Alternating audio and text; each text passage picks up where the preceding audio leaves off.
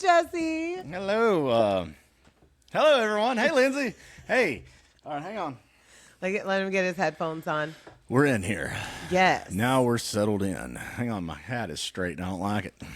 Now it's better. What you got to drink in your cup today? Which one? I got two. Oh, you got two cups. Okay, so give us the rundown of what you got in both cups. So this is like pineapple and sour apple. Pineapple and sour apple. Yeah. No, And green apple. Green apple. Yeah. Green apple and, sour apple. Yeah. Pineapple Vista Bay, green apple White Claw. We like to make potions over here. Yes, it's very potiony. And then this one right here, it's clear. And, okay, it's Patron, Lindsay. I wanted to do a little something. And we don't have any limes. He's doing this without limes. I got lemon. lemon. It's on the rocks, though, so it's got not lemons. straight. It's like, it's whatever. And Well, it's just sippies. have... Yeah, what you got?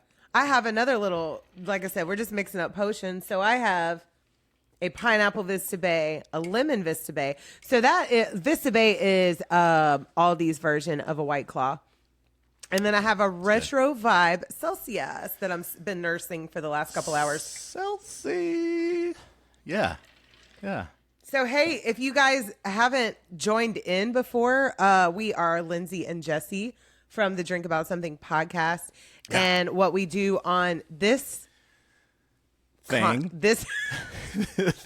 we do here on this segment we recap the episode that we recorded and published the week before. So this week we are recapping our coverage on Stephen J. Russell, and we have a couple of drinks. We talk about it. This is what we call Drunk About Something.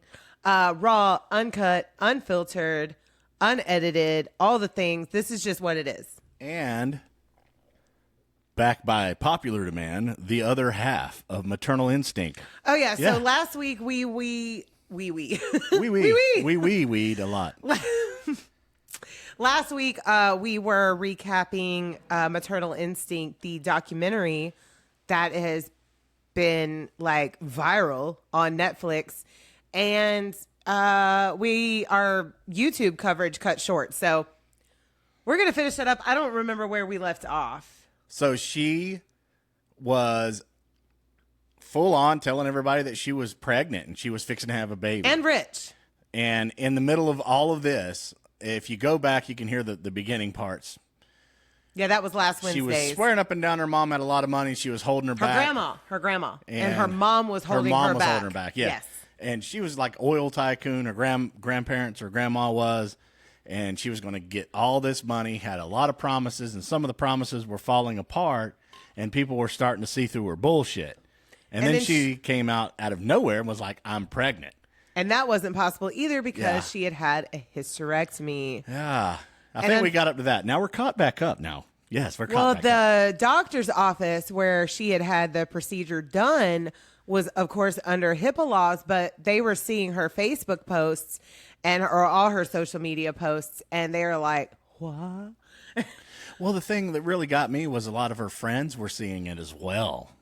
Her friends were seeing it, but they didn't intervene. They didn't intervene. They should have, yeah. I have a pencil in my hand to act like I'm an important reporter. She's my hot secretary. No, so we just finished recording next week's or Friday's episode. So that will come out July 3rd. So you guys have an amazing 4th of July weekend, by the way. That destroyed me too. It was, goodness gracious. So stay tuned for that. So I done forgot her name. What was her name? You were supposed to write all this down. We're supposed to be ready. Well, I forgot. That's why this portion is called Drunk About Something, by the way. Raw, uncut, and unfiltered. So I made Jesse watch the documentary. We do this from time to time. Most of the time we recap the episodes, and we are going to recap about Stephen J. Russell, which I do have in the title on TikTok Live here. But we wanted to finish up about Maternal Instinct. So, as per the way that it started, though, a police officer pulled her over and she had a baby with an umbilical cord still attached in her lap. Yes. And now we're up to the point now she is swearing up and down she is pregnant, and she is buying things to make herself look pregnant because now we're at like 8 months later. Excuse me. She's had a gender reveal. Yeah, they brought out like they bring a calf. Mm-hmm. We did talk about that. I remember that. They brought out a calf, and the calf was wearing pink. and everybody's all happy and all this stuff. Her name was Taylor something. Yes, Taylor. And then Taylor, yeah. She even had her kids there from a previous marriage there as well. And they were all hugging the goat and all happy. But it was not the goat, the cow. I did on a goat. People in the documentary still said that it was a very awkward gathering. Yeah. So they have the gender reveal, and then she befriends a person that is also having a baby and who had gotten married. And Taylor, that is her name, right? I think so. You Taylor, better grab your phone. No, my phone is here. Your phone. Yeah, here. So yeah, let me do the thing. So make sure we get the names right. Yeah. So and she was a photographer at her wedding. And I do remember her name was Reagan. Yeah, and like she kind of latched on Reagan to them. Simmons was the girl getting married. Yeah. That Taylor Parker. Yes, I got it. Okay. There it is. So Taylor Parker was her photographer. They became friends. And the same time that Taylor is pretending to be pregnant, Reagan Simmons is actually pregnant. Reagan Simmons Hancock. You're hitting the microphone, Lindsay. Are you drunker than me? Maybe. Probably. So when it comes time for Taylor to actually have the baby. So we're past 9 months now. Way past. And we're going on 10. Her boyfriend is just like, well, whatever. If Wade. maybe Wade was kind of bland. Blah, Wade. And he's just like going along with it. But for real though, my heart does go out to Wade because he was duped. But at the same time, like it was like he was blah about this relationship and she felt that. So it was like she was an unwell person. She needed help. And she latched on to his blah, I don't care thing. And just like, it was like she was just trying so hard. Yeah. Just to push her whole thing into him. And she didn't have anything to push to begin with. She didn't have anything. But long story short, Taylor took the life of Reagan and her unborn child in a very brutal way. Netflix did not. Okay, so Netflix says basically how she got the baby out, but they don't tell how Reagan was taken out. I have to be very careful with my wording here. Yeah, a lot of. How many? It was a lot of wounds. Out of curiosity, just because I had to know. I was like, how was Taylor able to perform this at-home C-section? Yeah. To take this baby and make it look like it was her own, and it was over 100 wounds, over 100. Just it was brutality. Had to have been extremely horrifically violent, and her own child while Reagan's other child was in the home. Yeah, in the room. And so they connected all the points together within minutes and took her downtown and was questioning. And then of course the boyfriend shows up and he's just like, well, I don't know why she did that. Didn't even like he Wade was literally was just so bland, sitting like laid out with his feet crossed, and it was really weird. It was really weird. Just no emotions, no shock, no horror. I wouldn't have known what to do with myself. Yeah, so you can definitely go back and check out the first part that we recapped, and then definitely check out the documentary on it because Lindsay woed me, and then it actually did take us 2 nights to watch it because we were watching that at like 1 o'clock at night. I was like, dude, I'm going to bed, dude. This is too crazy. All right, we'll watch the second half tomorrow. And I'm like dying, dude. Why do I keep talking about breathing? But Taylor Parker is on death row. Yeah. And she is, I think, the youngest person to ever be. She's just in her late 20s, man. But there was problems there that was unforeseen. Oh, she had a lot of undiagnosed mental health. Everybody was just, man. Small redneck town out in Texas. They ain't paying attention to shit. They were turning their heads too much. Yeah. Yeah. And that happens a lot. So we got another recap, though, that Lindsay wants to talk about. Definitely go back and check that out, though. So our most recent episode was about Stephen J. Russell, who was the inspiration behind the movie I Love You, Philip Morris. Now, I made Jesse watch the movie last night. I didn't make him. You actually were just typing it in. I set off to join your adventure there, Lindsay, and it was amazing, actually. It was a really great movie. And so I want you to talk. I want you to talk. You do it. We were kind of on the hill for... we were kind of on the team of. Not really team, because he was a criminal. Like, he was a career criminal. Like, he was just doing the damn things. The things he did for love. Yeah. So I want you to do the recap. I'm just going to sit here. Okay. So, yeah, he had a... what we got here? There's something going on. What is that? I'm going to... No, absolute... No... What we got? No, what's the word I'm looking for? We're going to decline that right now, just What is because it? we're new at this. Somebody wants to join? Oh. It was a co-host type situation. Yeah, hit us up if you want to co-host on the side. That way we can do all that together. Yeah, we can plan it out. And do it together And in the I would future. love to have this conversation. I would definitely love to have this conversation. So, I turned on the Jim Carrey movie, of course. It was Jim Carrey and Ewan McGregor. I Love You, Philip Morris. Yeah. Go watch it right now after this is done. Yeah. So Stephen had like a weird childhood where he was kind of just given up for adoption as a baby in a parking lot, basically, right? Well, not basically, wholeheartedly. Like, it really happened, right? We really don't know the transaction, the actual transaction, but in the movie, it is portrayed as like in the hospital parking lot. Gave him some cash and said, "We'll be on our way." And they decided to tell him about it when he was in his early 9 years old. He was 9. Mm-hmm. Yeah, he was younger, and then boom, shakalaka, and then they put him in a boarding school, right? No, where they put him at? He went to after the revelation of him being adopted, he started acting out, having behavioral issues like most children would, and then he was sent to a reform school. All boys, that's right. All boys reform school. Yeah, and I'm hitting stuff now, but you're okay. my knee.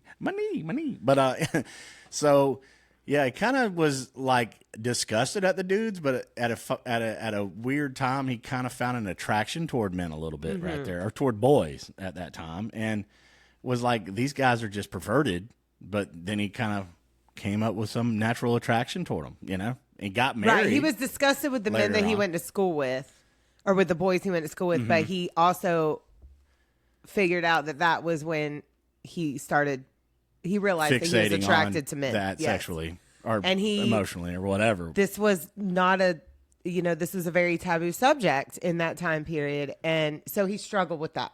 Yeah. So what happened next? Yeah. And then time passes on. He gets married to a woman and they have a relationship and kids too, right? One daughter, Stephanie. Yeah.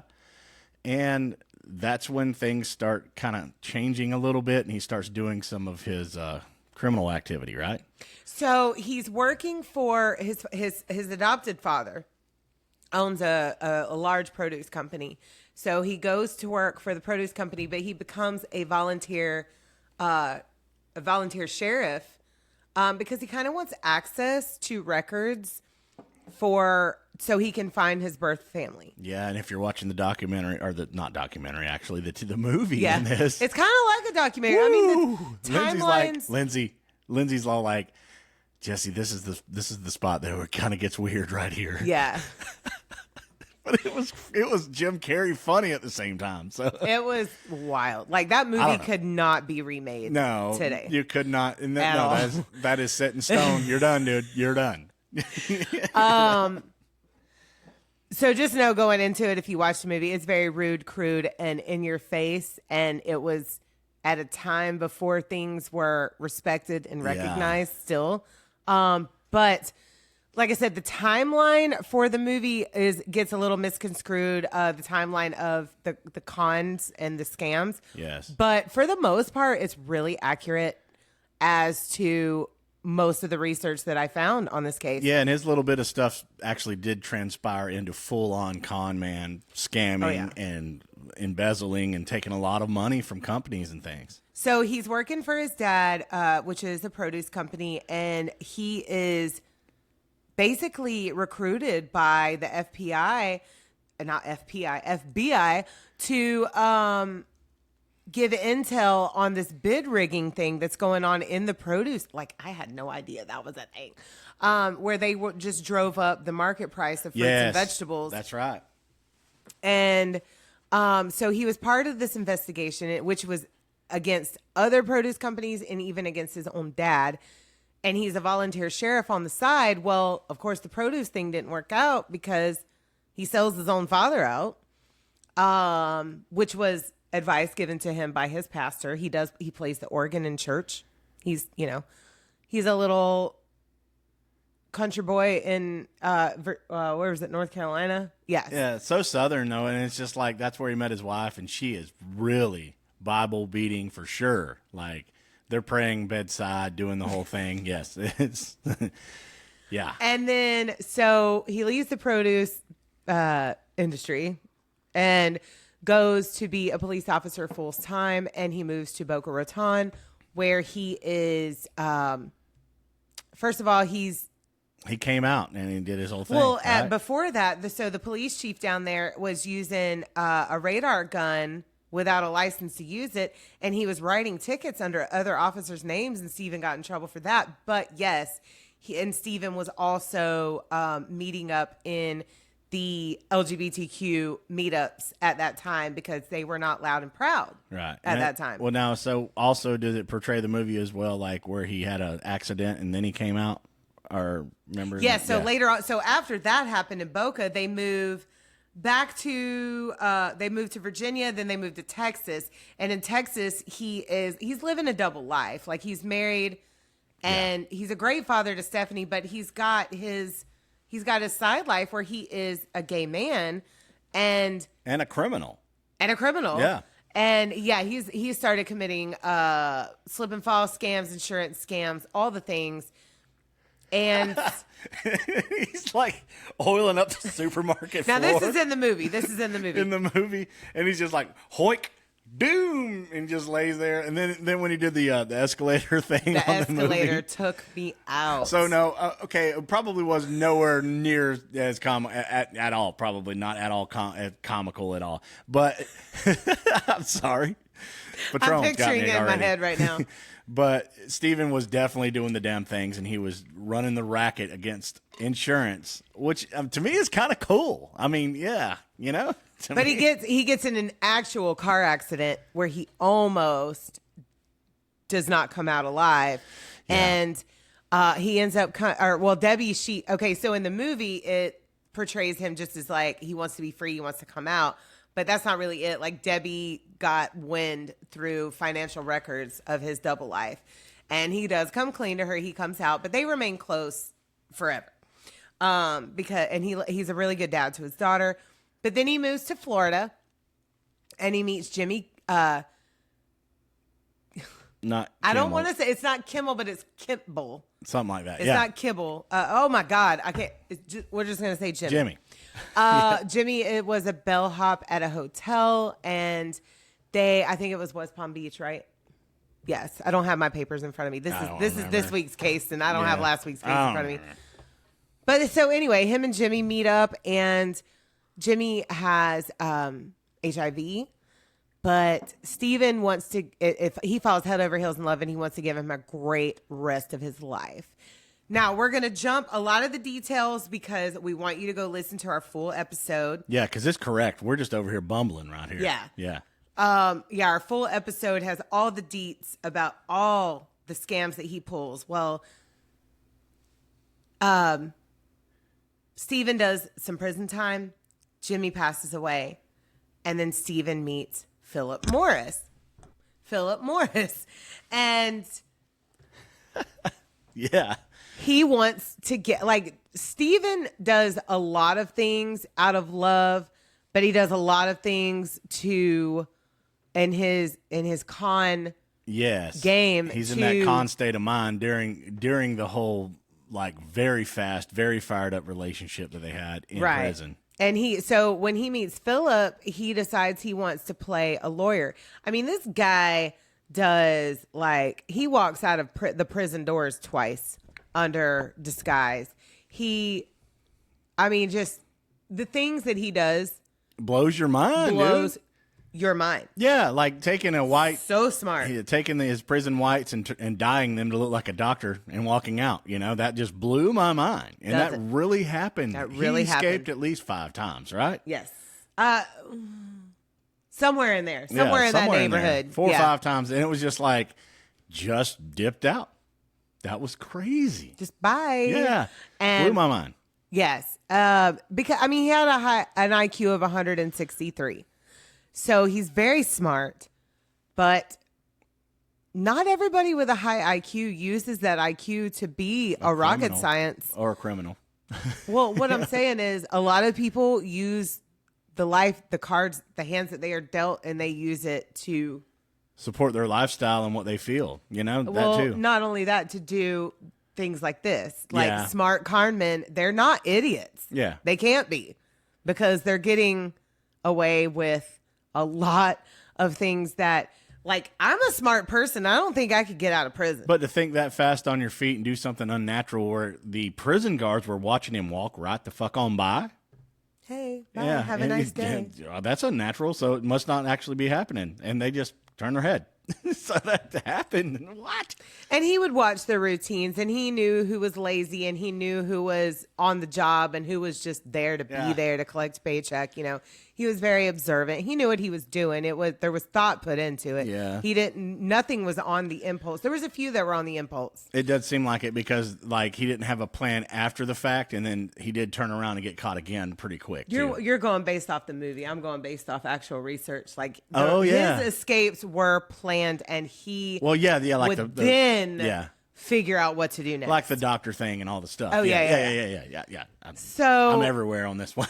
Unfortunately, he gets Philip in more trouble. I mean, because Philip was when he met Philip in prison, it was already under some bullshit charges that he got for keeping a rental car a little too long, and the book got thrown at him, and he ended up getting 4 years, which is unheard of. Yeah, and probably for keeping a rental car too long. It was the 80s, and he was gay mostly.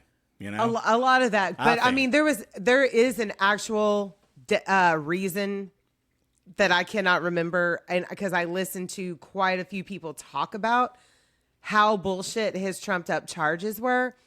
But I encourage y'all, look that up. Look it up, why Philip Morris was in prison, because you'll be outraged. You'll be like, what? Because he had just kept a rental car for a little too long, and he got 4 years. Yeah, he should have just got a fine or had to pay the back fees of how long he had it. That should have been really right. Hey. But unfortunately, Stephen ends up getting him 8 years, basically being an accomplice in a crime that he didn't really know he was being a part of, and I don't like that. A lot of the things that Stephen does, we do laugh at, we do giggle at, because they're victimless crimes.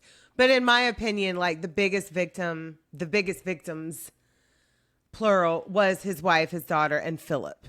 Yeah. And even Jimmy, before Jimmy passed away. Yeah, because he was tying all this into his constant scheming and his constant lifestyle that he wanted to do, and he was trying to give back to them and make them love him more. He wanted to live large. Yeah. Because a lot of it, stemmed from abandonment issues.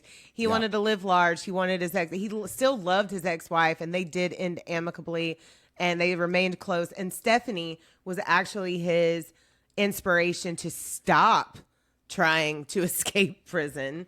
So in the end, after I like 4 or 5 escapes. Yeah, he pissed off and jumping bail across the country. They try and sentence him to 144 years, and then 16 of that was spent in solitary confinement. And I don't think that that's fair.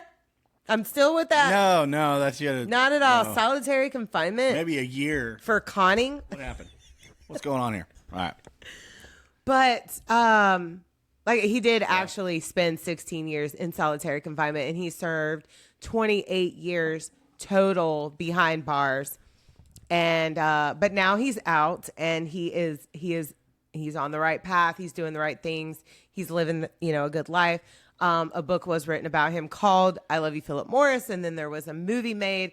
And then Stephen himself is actually going to write a book too. He's putting in the work, and he's actually bringing out awareness and doing seminars and things like that too. Yeah. So that's saying, don't do what I did. Yeah. And that's what you're supposed to do, right? If you're supposed to give back and really remorse against your crimes in the end, right? I feel like that he is a real rehabilitated person. He's centered now. Oh, yeah. It just took him a long time to find his center. Very, very long time. And he fucked the man a little bit. Like, I ain't gonna lie. Yeah. That was kind of cool to me. So. Like one of the insurance companies that he actually worked for, like he would talk himself into these very high-paying job or high power jobs, like CFO, vice president, like things like that. And wow the board. Like they would have meetings and he would wow the board and show them like, hey, he was making them money. Here's the real numbers and I'm going to take half of it, but y'all don't know it. Yeah. He was skimming off the top, but it's like, I ain't really mad at him for that because, when he was with Jimmy, it was a lot, it was very hard for Jimmy to get proper health care for his condition at that time. So, yeah, Stephen was angry at the insurance companies, and he didn't take out of anyone's direct pocket. He was taken out of the company's pocket, who was avoiding payouts to make their bonus bigger. You know what I'm saying? So nobody that's paying for insurance was suffering because of what he was taking. It was just the actual employees that were shady to begin with. Right. If that makes sense. No, yeah, the inner workings that the higher ups were actually doing, he actually took a piece of that away from them. Yes. Yes. And it was not out of anybody's it didn't payouts. go down to the bottom people Right. at any means, no. No, I mean, and like I said, we don't want to celebrate any type of crime whatsoever, but this one was more of a good time than we usually have on the cases that we cover. Lindsay does destroy me. This next one is destruction. The one before that, well, yeah, there's just so much destruction everywhere. Just destruction. Lindsay's stories really do affect me a lot because I don't really know anything about them. No. So Jesse is not like your basic bitch over here who knows everything there is to know about, not everything, but a lot to know about true crime. And speaking of which, I'm going to go grab my bag because you got to draw out next week's case. Oh, okay, yeah. So I'll be right back. Jesse's going to talk to you guys. Yeah, when it comes to all of that, like I kind of remain a blank slate, and a lot of it I don't remember, even if I had seen it, because I was just like, this is too fucked up for me to remember. So, yeah. So, but if anybody is here and does want to do any guest or whatever, do hit us up. DrinkaboutSomething.site. You can hit us up, or drinkaboutsomethingpod at gmail.com. You can hit us up. Or you can follow us on Buzzsprout or anywhere where you just type in Gen Z. You can also leave a comment there, and I'll eventually find it and get to you. We're supposed to be doing something amazing pretty soon with a Q&A and a very famous woman that has a really big documentary out. I'm not going to spill it yet until I line it all up. I'm just looking forward to that. And we play a lot of bands at the end. I'm very excited about some of the music that we have actually featured on here. The bands are actually touring globally. And Lindsay's not here right now, so I have some really cool big bands coming up very soon. We play all kind of genres, so check it out. I actually have a Spotify playlist called Drink About Something. Actually, there's two of them. And one of them is actually our first season. You can check out the first 50 bands that, if you're interested in the music, you can check all that out on Spotify or share it. And YouTube has a lot of our content and all that stuff. So you can follow and subscribe to all the YouTube stuff. And I'm looking forward to continuing on because we're creeping up on season 3. Tell them about your burger challenge you did today. Oh, my burger challenge today. So you're gonna share that content, right? So if you she's talking about a Instagram, burger challenge. Drink About Something Pod on Friday. We are going to post after we post all the pictures in the case and the band. We're gonna post Jesse's burger challenge that he did today. Yeah, I'm not gonna tell him, dude. I'm not gonna tell him. Just tell him. What do you mean? I'm allowed to tell him. Okay, yeah, I will tell him that you did a burger challenge today. I did a burger challenge. Have to follow us for the results of it. Yes, how about that? I did a burger challenge. Yes, at Conestoga's in Alachua. Yeah, in Florida. So this was. I thought I had it, dude. You almost did. And I didn't want to say that I didn't have it, but I'm going to go ahead and say it. Lindsay, I couldn't do it, dude. I could not do it. So his 21-year-old nephew put him up to the challenge, and we'll post that in stories. He's like, dude, I'm getting the challenge, the food challenge here. I'm like, there's a food challenge here? I've never done one. So the challenge is you got to eat a 3-pound burger and the side. I don't trust you. Leave me alone. I'll pick it in a minute. And the side, and then you get a T-shirt and a free key lime pie. I did not get the key lime pie. I did not get the T-shirt, Lindsay. We're shaking it up. All right, so this is men's cases, if you can see that he's going to draw out of. We kind of rotate between male and female weekly. Yeah. And then sometimes I go off and I just do a couples, or we talk about a cult. Or something hot, like that's actually going on right now, like now news. We'll talk about that as well. And we got so much. Even I got a couple of things that I've talked about on there throughout the 88 now episodes. Yes. Wow. We're getting close to season 3. Yeah. And what it's going to be, we're going to kick that one off with a doozy. All right, Jesse's going to draw our next week's case. Lindsay, this better not be like another Gypsy Rose or something. That one, okay. All right, read it out. Read it out loud. This Oscar Pistorius? Pistorius? Tink Tink! You picked Tink Tink! That's what? We're going to talk about Oscar Pistorius next week. You said Tink Tink. Is this the dude that's in the Olympics with the legs? God damn, Lindsay, I'm fucking excited. I don't know anything about his criminal. He had criminal stuff? Lindsay. Come on, dude, for real. He picked out of my mail case bag Oscar. You can't see that shit at all. So stay tuned for, so Friday, July 3rd, we will be talking about Sarah Everard. And then next Friday, we've got Oscar Pistorius. And why did you have to tell me Tink Tink? If I'd have just read the name, I wouldn't have known shit about fuck, but I know at least Tink Tink. Oh, little Tink Tink. No way. Who is it? Cat Williams said that shit? Yes. Ah. Okay. Well, this was before there was true crime involved when Cat Williams did his special. I did not know there was a true crime thing here now. I'm super excited. I can't get enough. Hey, you guys that know, don't tell Jesse. Don't tell Jesse. What? Tequila. But we're going to sign off of here, and we're going to enjoy the rest of our night. Our weekend is coming to a close, man, already. It just started. Yeah, it's like they go by microseconds, I think, now. It's like, it's Friday, yay. I don't even get yay about Friday anymore, Lindsay. I really don't. Do. I mean, I enjoy coming home and we have our time together, but our time together, Lindsay, is just so short. But we have our vacations and we enjoy them and we soak them in. Yeah, you can check out some of the vacations too, right? Yeah, we have talked about some of our vacations. And share us some of your vacation stories. Did you do any of our plugs while I was getting all of this? Yeah, well, a couple. Yeah, Drink About Something site, the Drink About Something pod or Drink About Something pod at gmail.com. Drink About just Drink About Something on Instagram. _ whatever. Tell me. Just Drink About Something on Instagram, and then of course here on TikTok. Hey TikTok, and we're doing YouTube too. So I'm waving to both you guys. Hey. Yeah. So on TikTok we are Drink About Something pod _ Lindsay, and then on YouTube where are we at? Did you already say that? Jenzy, JNDSEY. Yeah, come party with us. Come party with us.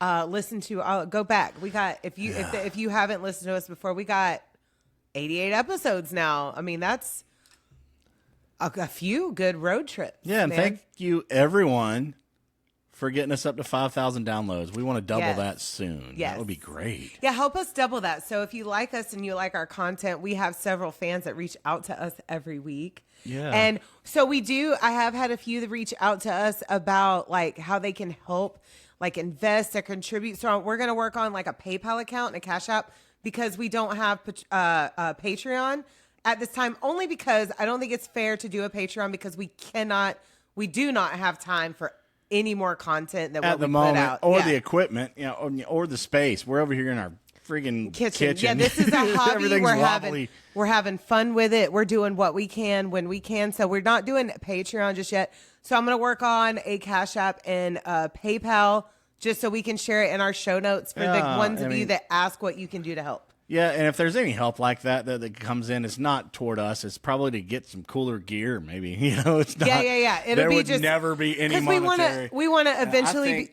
I think by that time, if it ever got to that point, I believe that we would restructure everything and then have somebody else manage it for us because I don't want to get caught up in some of that later bullshit. on. We're playing bands and shit, Lindsay. Right, but as far as any contribution, we would, if we could upgrade just to have all of our episodes videoed so you can see the natural reaction of this guy when I unload a case on him, it is something to be seen. No, it's not. It is. It really is. And I would love for that to be able to happen in the future. Yeah.